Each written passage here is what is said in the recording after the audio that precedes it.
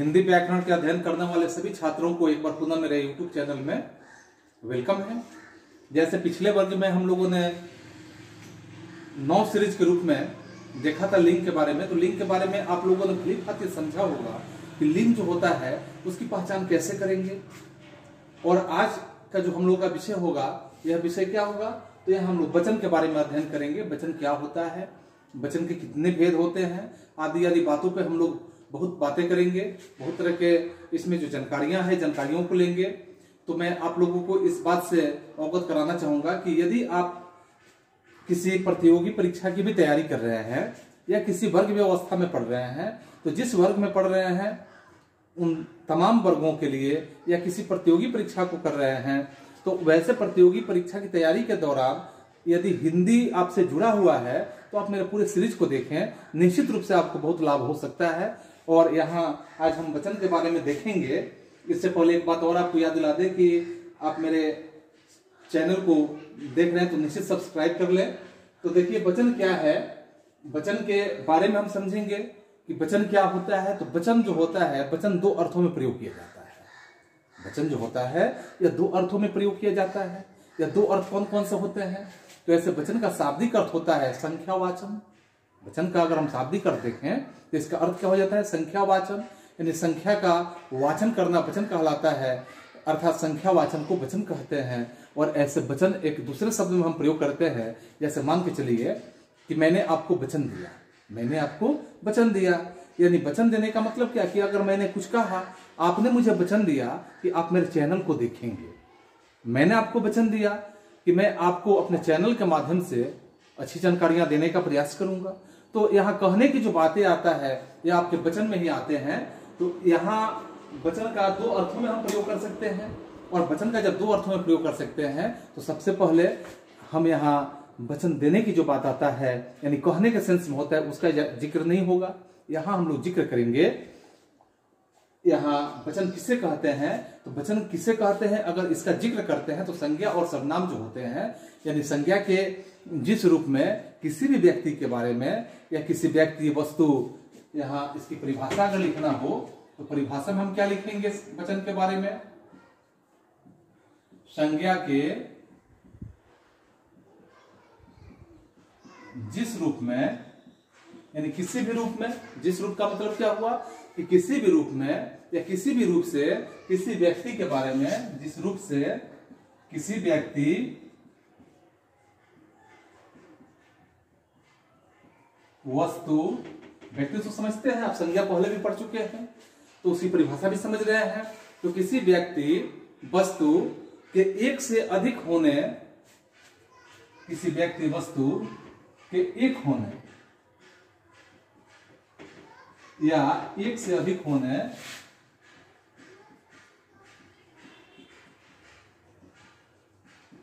एक से अधिक होने, यानी कोई व्यक्ति को समझ रहे हैं। जैसे मान लीजिए कि मैं एक व्यक्ति हुआ, कोई वस्तु समझ रहे हैं, जैसे मान लीजिए कि यह एक वस्तु हुआ।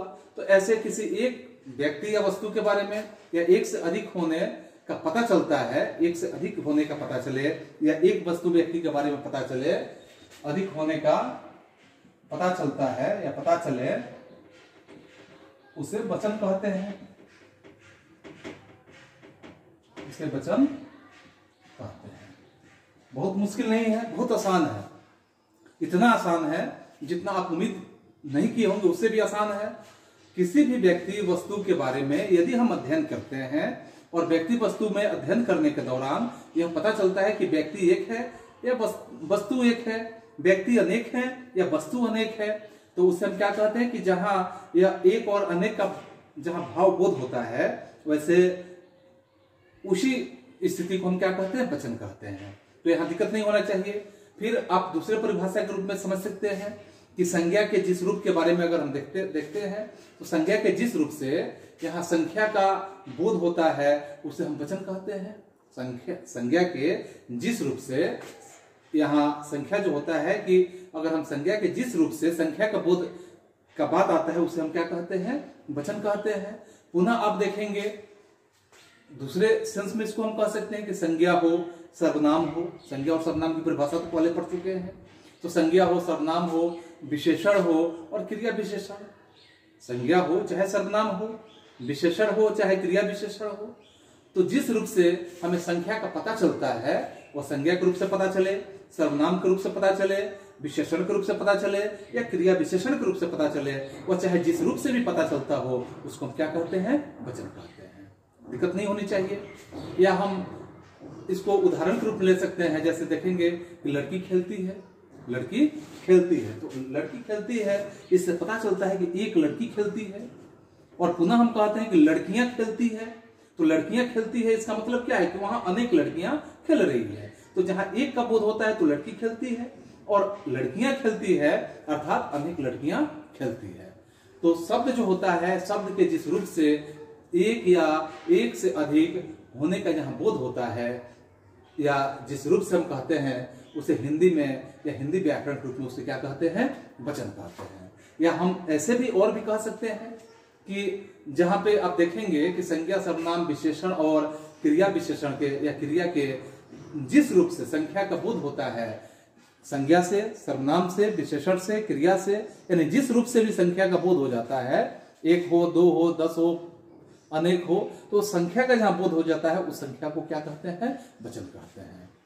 क्लियर हो गया? इस तरह से हम देखेंगे, जैसे आप उदाहरण के तौर पे देखेंगे कि जैसे फ्रिज में सब्जियां रखी है, फ्रिज में सब्जियां रखी है, तो फ्रिज में सब्जियां रखी है तो सब्जी, यहाँ पे एक सब्जी का बोध नहीं हो रहा है। सब्जियां यानी कोई कई तरह की सब्जियां हो सकता है वहां, तो वहां हम कह सकते हैं कि फ्रिज में सब्जियां रखी है। पुनः आप देखेंगे और भी उदाहरण में आप देख सकते हैं कि तालाब में मछलियां तैर रही है, तालाब में मछलियां तैर रही है, तो एक मछली नहीं तैर रही है, वहां मछलियां तैर रही है, यानी अनेक मछलियों के होने का यहाँ बोध होता है। पुनः आप देखेंगे कि माली जो है पौधे सींच रहा है, माली पौधे सींच रहा है, तो पौधे जो है उसको सींचने का काम एक आदमी कर रहा है, वो माली कर रहा है, एक आदमी कर रहा है, तो यहाँ एक का बोध हो रहा है, यहाँ अनेक का बोध नहीं हो रहा है। पुनः आप देखेंगे जैसे कि कछुआ खरगोश के पीछे है, कछुआ खरगोश के पीछे है, तो ऐसे शब्दों को अगर हम इस्तेमाल करते हैं तो कछुआ जो है, एक कछुआ का बात हो रहा है और खरगोश के पीछे है तो एक खरगोश होगा, तो यहाँ एक वचन का बोध हो रहा है।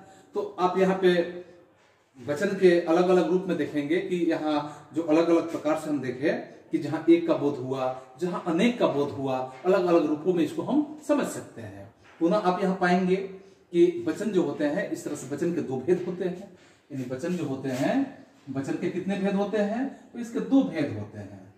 दो भेद कौन कौन होते हैं? तो एक में आपका हो गया एक वचन और दूसरा हो गया आपका बहुवचन।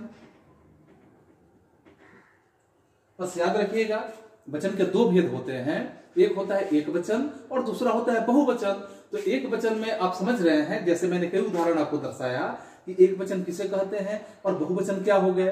तो इसकी परिभाषा अगर हम समझना चाहते हैं या इसकी परिभाषा अगर हम लिखना चाहते हैं तो हम लिख सकते हैं। जैसे अगर हम बोल रहे हैं तो आप समझ के लिख भी सकते हैं। थोड़ा सा केयरफुल होकर देखेंगे तो मुझे उम्मीद है कि बहुत ऐसे शब्द है जहां वचन के संदर्भ में बच्चों को परेशानियां हो जाती है और बच्चे वहां डिसाइड नहीं कर पाते हैं, यानी किसी तरह से एक सही तथ्य पे नहीं पहुंच पाते, निर्णय नहीं कर पाते हैं, जिससे वो पता नहीं चल पाता है कि वो एक वचन की बातें कर रहे हैं या बहुवचन की बातें कर रहे हैं। तो इसमें छोटी छोटी बातों पे हम गौर किए हुए हैं और थोड़ा सा आप भी गौरपूर्वक इसको देखेंगे तो आप निश्चित रूप से, मुझे पूरा विश्वास है कि आप वचन में कहीं भी कहीं किसी तरह की परेशानी में नहीं फंसेंगे। तो इस तरह से एक वचन जो होता है, इसकी परिभाषा के रूप में आप समझेंगे कि जिस शब्द, मन कोई भी शब्द हो, तो जिस शब्द के कारण हमें किसी व्यक्ति, वस्तु, कोई भी शब्द हो, उस शब्द के कारण हमें किसी व्यक्ति के बारे में, वस्तु के बारे में या प्राणी के बारे में या पदार्थ के बारे में आदि के रूप में एक होने का पता चलता है, सिर्फ एक होने का पता चलता है, उसे हम क्या कहते हैं? एक वचन कहते हैं। चाहे वो व्यक्ति हो, चाहे वस्तु हो, चाहे कोई प्राणी हो या कुछ भी हो, दुनिया का कुछ भी हो, लेकिन उसका संख्या अगर एक का पता चलता है तो उसे हम क्या कहते हैं? एक वचन कहते हैं। कोई दिक्कत नहीं होना चाहिए। पुनः आप इसमें समझेंगे कि जहां एक का पता चलता है उसे एक वचन कहते हैं, या हम कह सकते हैं दूसरे शब्दों में कि संज्ञा हो, संज्ञा के जिस रूप से एक व्यक्ति, एक वस्तु होने का, एक व्यक्ति का या एक वस्तु होने का ज्ञान अगर होता हो तो उसे हम क्या कहते हैं? एक वचन कहते हैं, उसे हम एक वचन कहते हैं। ठीक है। पुनः आप देखेंगे कि इसके उदाहरण में जैसे हम कह सकते हैं कि लड़का हो गया, लड़की हो गई, गाय हो गया, सिपाही हो गया, बच्चा, कपड़ा, माता, पिता, माला, पुस्तक, स्त्री, टोपी, बंदर, मोर, बेटी, घोड़ा, नदी, कमरा, घड़ी, घर, पर्वत, मैं, वह, यह आदि क्या हुआ, सब एक वचन में आता है। तो यहाँ एक वचन समझने में आपको, मुझे उम्मीद है कि किसी तरह का कोई परेशानी नहीं होना चाहिए और आप परेशान होंगे भी नहीं, क्योंकि एक वचन जहां एक व्यक्ति का, एक वस्तु का, एक प्राणी का या दुनिया का कुछ भी एक शब्द का बोध होता है, यानी जहां एक संख्या का बोध होता है उसे हम एक वचन कहते हैं। कोई दिक्कत नहीं होना चाहिए। अब एक वचन और बहुवचन के कुछ नियम हो जाते हैं, यानी एक वचन और बहुवचन के लिए कुछ नियम होते हैं। एक वचन और बहुवचन के कुछ नियम, तो कुछ नियमों को हम इस प्रकार से समझेंगे कि किसको हम समझेंगे कि एक वचन में है, किसको समझेंगे बहुवचन में है, यानी नियम के हिसाब से जब समझेंगे तो हम समझ लेंगे आसानी से कि कौन एक वचन में होगा और कौन बहुवचन में होगा। जैसे आदरणीय या सम्मानीय जो शब्द होता है, आदरणीय सम्मानीय व्यक्तियों के लिए बहुवचन का प्रयोग किया जाता है। ठीक है, आदरणीय या सम्मानीय शब्दों के लिए बहुवचन का प्रयोग किया जाता है। पुनः आप देखेंगे कि आदरणीय हो या सम्मानीय हो, किसी के लिए भी अगर एक वचन का प्रयोग किया जाता है, तो अगर एक वचन का प्रयोग यहाँ होता है आदरणीय के लिए या सम्मानीय के लिए, तो वहां पे और भी आप देख सकते हैं कि जैसे वहां हम प्रयोग करेंगे कि आदरणीय के लिए या सम्मानीय के लिए, लेकिन एक वचन यहाँ व्यक्तिवाचक जो संज्ञा होता है, संज्ञा को ही हम एक वचन में रख सकते हैं। आदरणीय में हो या सम्मानीय में हो, अगर एक वचन वो व्यक्तिवाचक संज्ञा के रूप में हो तो उसे हम एक वचन में रखेंगे, अर्थात एक वचन व्यक्तिवाचक संज्ञा को बहुवचन में ही प्रयोग कर दिया जाता है। यहाँ एक वचन व्यक्तिवाचक संज्ञा को बहुवचन में भी प्रयोग कर दिया जाता है। पुनः इसके उदाहरण में आप देखेंगे, शास्त्री जी बहुत सरल स्वभाव के थे, शास्त्री जी बहुत सरल स्वभाव के थे, दुबे जी बहुत विनम्र स्वभाव के थे, आप ऐसे प्रयोग कर सकते हैं। गुरु जी आज नहीं आए, बातें समझ में आ रही है। पुनः एक वचन जो होता है, एक वचन और बहुवचन का प्रयोग करने के समय आपको ऐसे समझ में आएगा कि इसके संबंध दर्शाने के लिए समान रूप से यह प्रयोग किया जाता है। एक वचन या बहुवचन का यह संबंध जो होता है उसको दर्शाने के लिए समान रूप से प्रयोग किया जाता है। जैसे में आप देखेंगे नाना, नानी, मामा, मामी, ताई, चाची, ताऊ, चाची, चाचा, दादा, दादी आदि शब्द जो होते हैं एक वचन में आपको दिख गए। पुनः आप देख सकते हैं कि द्रव की जो सूचना होता है, कोई अगर द्रव हो तो द्रव की सूचना के लिए या द्रव की सूचना देने वाला जो द्रव सूचक संख्या होता है या द्रव सूचक संज्ञाओं का जहां प्रयोग करते हैं, तो ऐसे प्रयोग केवल एक वचन में ही प्रयोग किया जाता है। द्रव की सूचना देने वाले द्रव सूचक संज्ञा को एक वचन में ही अक्सर प्रयोग किया जाता है। जैसे आप देखेंगे कि तेल हो गया, घी हो गया, पानी हो गया, दूध हो गया, दही हो गया, लस्सी हो गया, रायता हो गया, क्या हुआ एक वचन में प्रयोग करेंगे। अब पानी देख के ना समझ जाएंगे कि पानी बहुत हो गया तो पानी बहुवचन में हम प्रयोग करेंगे, ऐसा नहीं होगा। तेल समझ के नहीं समझेंगे कि तेल जो होता है बहुत हो गया तो तेल को हम बहुवचन में प्रयोग करेंगे, नहीं, तेल एक वचन में प्रयोग करेंगे।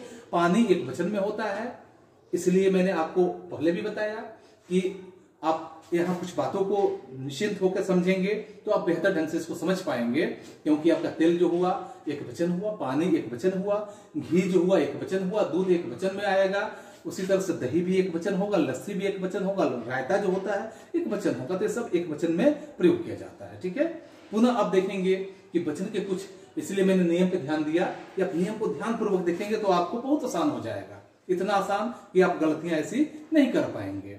पुनः आप देखेंगे कि जो वचन होते हैं, वचन के कुछ इस प्रकार के हम प्रयोग करते हैं कि कुछ शब्द का प्रयोग हमेशा ही, वचन के कुछ ऐसे शब्द होते हैं जिस शब्द का प्रयोग हमेशा ही बहुवचन में होता है, उसका प्रयोग हमेशा किसमें करते हैं, बहुवचन में करते हैं, वो एक वचन में नहीं होता है। जैसे आप देखेंगे कि जैसे दान हो गया बहुवचन में होता है, दर्शन हो गया, प्राण हो गया, आंसू हो गया, लोग हो गए, अच्छत हो गया, अच्छत समझते हैं ना, अच्छत हो गया, होश हो गया, समाचार हो गया, हस्ताक्षर हो गया, दर्शन हो गया, उसी तरह से भाग्य हो गया, कोश हो गया, रोम हो गया, अश्रु हो गया, अश्रु यानी आंसू, अश्रु हो गया, आशीर्वाद हो गया, सब बहुवचन में ही प्रयोग किया जाता है, एक वचन में नहीं होता है। आपको देखने में लगेगा कि एक वचन है, इसलिए मैंने इसका जिक्र यहाँ यही कर दिया, एक वचन में ही मैंने बहुवचन का भी जिक्र कर दिया कि आपको समझ में आएगा देखने में कि ये एक वचन में है लेकिन ये बहुवचन में होंगे।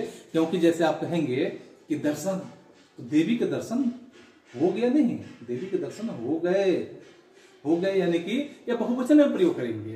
प्राण निकल गया नहीं, प्राण निकल गए, अर्थात ये बहुवचन में प्रयोग करेंगे। तो इस तरह से इतने शब्द का जो मैंने उदाहरण बताया, ये शब्द बहुवचन में ही प्रयोग किया जाएगा। पुनः आप देखेंगे इसके नियम में और कि वचन में जैसे पुल्लिंग होता है, वचन में जहां पुल्लिंग का हम प्रयोग करते हैं, पुल्लिंग के जो इकारांत होता है, उकारांत होता है, उकारांत होता है, ठीक है। इकारांत यानी वचन के जो पुल्लिंग होते हैं, तो पुल्लिंग के इकारांत, उकारांत और फिर उकारांत, देख रहे हैं यहां पुल्लिंग के जो, यहां वचन के जो पुल्लिंग होते हैं और उस पुल्लिंग के इकारांत, उकारांत, उकारांत का जहां प्रयोग होता है, ऐसे प्रयोग दोनों वचनों में समान रूप से किया जाता है, दोनों वचनों में ही समान रूप से किया जाता है। जैसे एक मुनि, 10 मुनि, एक डाकू, 10 डाकू, एक हाथी, 10 हाथी, ये क्या होगा, ये आपका इकारांत, उकारांत या उकारांत में एक जैसे एक वचन और बहुवचन में प्रयोग किए जाते हैं। पुनः आपको यह मिलेगा दूसरे नियम के रूप में देखेंगे कि कभी कभी ऐसा होता है कि अच्छा व्यवहार करने के लिए किसी के साथ अगर हम अच्छे शब्दों का इस्तेमाल करते हैं, अच्छे व्यवहार का प्रयोग करते हैं, तो अच्छा व्यवहार करने के लिए एक वचन में प्रयोग किया जाता है, यानी उसके जगह पर आपका प्रयोग जो किया जाता है एक वचन में होता है। आपका मतलब यहाँ आप लोग नहीं हो जाता है। जैसे मान लीजिए कि मैं अपने गुरु जी को कह रहा हूं, तो गुरु जी को तुम तो नहीं कहूंगा कि तुम आ गए हैं, नहीं ना कहेंगे, क्योंकि वहां यह जो होगा अच्छा व्यवहार करने के लिए आपका जो प्रयोग किया, यह क्या हुआ, एक वचन में ही प्रयोग करेंगे, ठीक है। पुनः आप देखेंगे कि कभी कभी अच्छा व्यवहार जो जैसे हुआ, तो यहाँ तो समझ गए। फिर आप देखेंगे धातुओं के रूप में, धातु देखते हैं कि धातुओं के रूप में भी आप अगर धातु जो होते हैं कि धातुओं की जाति बताने वाली जो संज्ञा होता है, कोई भी धातु हो और धातु की जाति बताने वाली जो संज्ञा होता है, ऐसे संज्ञाओं का प्रयोग एक वचन में किया जाता है। और जैसे में आप देखेंगे कि धातु की जाति बताना, जैसे सोना हो गया, सोना एक तरह के धातु की जाति का नाम है। चांदी हो गया, चांदी एक तरह के धातु का नाम है। धन हो गया, तो इस तरह से क्या हुआ, एक वचन में प्रयोग किया जाता है, ठीक है। पुनः आपको यहां मिलेगा कि गुणवाचक संज्ञा, गुणवाचक संज्ञा जो होता है, तो गुणवाचक संज्ञा के संदर्भ में आपको यहाँ ज्ञात होगा कि गुणवाचक जो संज्ञा होता है और यहाँ भाववाचक जो संज्ञा होता है, तो गुणवाचक और भाववाचक और दोनों संज्ञाओं का प्रयोग एक वचन और बहुवचन दोनों में किया जाता है। गुणवाचक, भाववाचक जो संज्ञा होते हैं, तो दोनों संज्ञाओं का प्रयोग जो किया जाता है वह एक वचन में भी किया जाता है और बहुवचन में भी किया जाता है। तो यहाँ गुणवाचक और भाववाचक जो संज्ञा होते हैं उससे एक वचन और बहुवचन दोनों में प्रयोग किया जाता है। जैसे में अगर हम कहते हैं कि मैं उनके धोखे से ग्रस्त हूं, मैं उनके धोखे से ग्रस्त हूं, क्लियर हो गया, मैं उनके धोखे से ग्रस्त हूं। पुनः आप कह सकते हैं कि इन दवाइयों की अनेक खूबियां हैं, इन दवाइयों की अनेक खूबियां हैं, देख रहे हैं। पुनः आप यहाँ एक और यह नियम देख सकते हैं कि जब हम यहाँ प्रयोग करते हैं कि जैसे सिर्फ एक वचन में हर प्रत्येक जो हर के लिए, प्रत्येक के लिए, या हम हर प्रत्येक दोनों संज्ञाओं का जो प्रयोग होता है वह एक वचन में ही होता है। तो ये तो देख लिए कि हर प्रत्येक और हर एक का प्रयोग होता है। जैसे हम कहते हैं कि हर एक कुआं का पानी मीठा नहीं होता, हर एक कुआं का पानी मीठा नहीं होता। तो यहाँ पे क्या हुआ कि बहुवचन में प्रयोग हुआ कि हम एक कुएं का प्रयोग नहीं किए, हमने किया कि हर एक कुएं का पानी मीठा नहीं होता। यानी सभी कुओं में मैंने बता दिया, मैंने तुलना किया कि जितने कुएं हैं उन कुओं में सभी कुओं का पानी मीठा नहीं होता। कुछ के खारे लगते हैं, कुछ के अलग अलग स्वाद हो सकते हैं, तो सबके मीठे नहीं हो सकते हैं। तो यहाँ बहुवचन का प्रयोग कर दिए। अगर हम इसी तरह से कहते हैं कि प्रत्येक व्यक्ति यही कहेगा, प्रत्येक व्यक्ति यही कहेगा, तो प्रत्येक व्यक्ति कहने का मतलब क्या है, प्रत्येक व्यक्ति यही सोचेगा। तो प्रत्येक व्यक्ति यही सोचेगा। यानी यही सोचने का मतलब है कि यहाँ एक व्यक्ति का बात नहीं हुआ, यहाँ हर एक व्यक्ति का बात हुआ। क्लियर हुआ? पुनः आपको मिलेगा कि जहां समूहवाचक संज्ञा होते हैं तो समूहवाचक संज्ञा का प्रयोग केवल एक वचन में ही किया जाता है। समूहवाचक संज्ञा का प्रयोग केवल एक वचन में ही किया जाता है। और इसका उदाहरण हम देख सकते हैं कि इस देश की बहुसंख्य जनता अनपढ़ है। इस देश की बहुसंख्य जनता अनपढ़ है। या हम कह सकते हैं कि इस देश की बहुसंख्य नेता अनपढ़ है। इस देश की बहुसंख्य नेता अनपढ़ है। तो इस तरह से हम इसका प्रयोग कर सकते हैं। पुनः अब हम देखेंगे यहाँ, जैसे एक वचन के बारे में हमने समझा, अब बहुवचन के कुछ नियमों को समझेंगे, बहुवचन की परिभाषा को देखेंगे। तो यहाँ दूसरे जो खंड है बहुवचन के बारे में, इसको अब हम तुलना करते हैं। जैसे देखिए दूसरा जो इसका भेद है कि बहुवचन के बारे में, तो बहुवचन के बारे में तो आप पहले से ही समझ रहे हैं कि बहुवचन जो है, बहुवचन, तो बहुवचन का जैसे मैंने इसके पहले भी परिभाषा बताया कि जिस विकारी शब्द या संज्ञा के कारण, कोई भी विकारी शब्द हो या संज्ञा हो, तो जिस विकारी शब्द या संज्ञा के कारण हमें किसी व्यक्ति के बारे में, किसी वस्तु के बारे में, या प्राणी के बारे में, या पदार्थ के बारे में, यानी कि व्यक्ति के बारे में, वस्तु के बारे में, व्यक्ति के या किसी प्राणी के बारे में, या किसी भी पदार्थ के बारे में एक से एक या माने एक का बोध नहीं होता है, एक से अनेक होने का बोध होता है, उसे हम बहुवचन कहते हैं। ठीक है, उसे क्या कहते हैं? जहां एक का बोध नहीं होता है, एक से ज्यादा अनेक होने का बोध होता है, उसे हम क्या कहते हैं?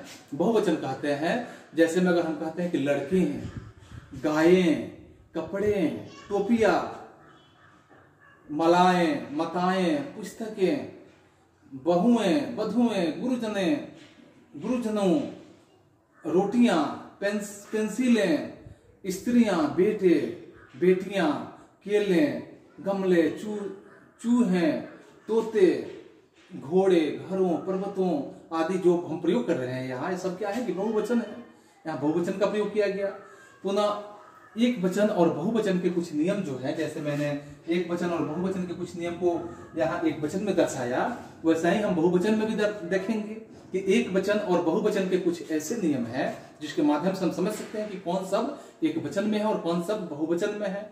तो जैसे आप देखते हैं, अभी इसके पहले जिक्र हुआ था एक वचन और बहुवचन के नियम में कि आदरणीय शब्दों का या सम्मानीय शब्दों का जो प्रयोग करते हैं, ऐसे बहुवचन में ही प्रयोग किया जाता है। जो मैंने एक वचन में ही बताया था इस बात को कि आदरणीय शब्द जो भी होते हैं, सम्मानीय होते हैं, ऐसे शब्दों का प्रयोग बहुवचन में होता है। लेकिन एक वचन व्यक्तिवाचक संज्ञा यानी बहुवचन जो होते हैं, बहुवचन में ही प्रयोग कर दिया जाता है। जैसे एक वचन व्यक्तिवाचक संज्ञा को ही बहुवचन में प्रयोग कर दिया जाता है। जैसे मैंने वहां उदाहरण दिया कि गुरुजी आज नहीं आए, गुरुजी आज नहीं आए, तो ऐसे शब्दों का प्रयोग कर दिया गया।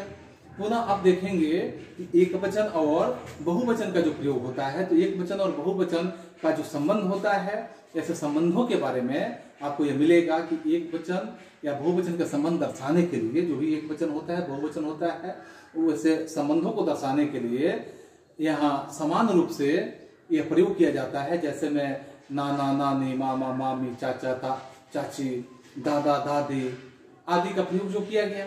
पुनः आप देखेंगे कि कभी कभी अच्छा व्यवहार दिखलाने के लिए या अच्छा व्यवहार करने के लिए हम क्या करते हैं कि वहां तुम की जगह पर आपका प्रयोग कर देते हैं। जैसे मैंने एक वचन से बहुवचन के नियम में मैंने दिखाया था, एक वचन और बहुवचन की जो पहचान है, उस पहचान में कि जैसे मैं अगर आपसे कहा जाए कि आप कहाँ गए थे, आप कहाँ गए थे, तो आपके साथ अच्छा व्यवहार करने का प्रयास किया जा रहा है। पुनः आपको मिलेगा कि अगर हम द्रव की सूचना लेते हैं, तो द्रव की सूचना देने के लिए या जो देने वाली जो द्रव होता है, द्रववाचक जो संज्ञा होता है, द्रव सूचक संज्ञा होता है, तो इसका प्रयोग केवल एक वचन में ही होता है। जैसे मैंने इससे पहले ही बताया था, अगर तेल का प्रयोग करते हैं, घी का प्रयोग करते हैं, पानी का प्रयोग करते हैं, दूध का प्रयोग करते हैं, रायता का प्रयोग करते हैं, सब शब्द क्या होते हैं कि ये सब एक वचन में ही प्रयोग होते हैं। यहाँ पहचान एकदम याद रखिएगा।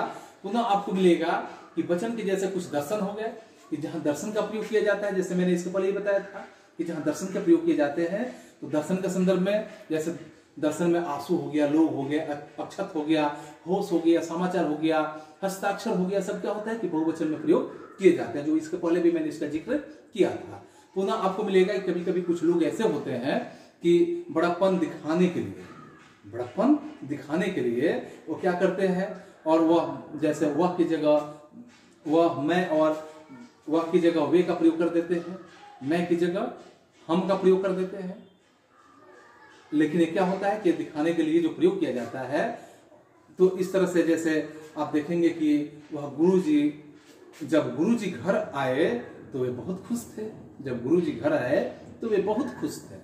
उसी तरह आप हम का प्रयोग कर सकते हैं कि हम आपसे कुछ कहना चाहते हैं, मैं आपसे कुछ कहना नहीं चाहता हूं, हम आपसे कुछ कहना चाहते हैं। देख रहे हैं यहाँ अंतर हो गया, मैं आपसे कुछ कहना चाहता हूं और एक हुआ कि हम आपसे कुछ कहना चाहते हैं। यहाँ बड़प्पन की बातें की जा रही है कि मैं अपना बड़प्पन दिखाना चाह रहा हूं। ठीक है, पुनः आप देखेंगे कि वचन में जो पुल्लिंग होते हैं, पुल्लिंग में जो इकारांत, उकारांत, उकारांत का जो प्रयोग होता है, शब्दों के प्रयोग दोनों वचनों में समान रूप से ही किया जाता है। जो मैंने इसके पहले भी जिक्र किया इसका, कि जैसे एक मुनि 10 मुनि, एक हाथी 10 हाथी, एक घोड़ा 10 घोड़ा आदि। अब इसके बाद आप देखेंगे कि धातुओं की जाति बताने के लिए, जैसे मैंने बताया कि जहां धातुओं की जाति बताने वाली संज्ञा होता है, वैसे वो सब एक वचन में होता है। जैसे सोना हो गया, चांदी हो गया, धन हो गया, ये सब क्या हुआ, धातुओं की जाति बताने वाली संज्ञा हो गया।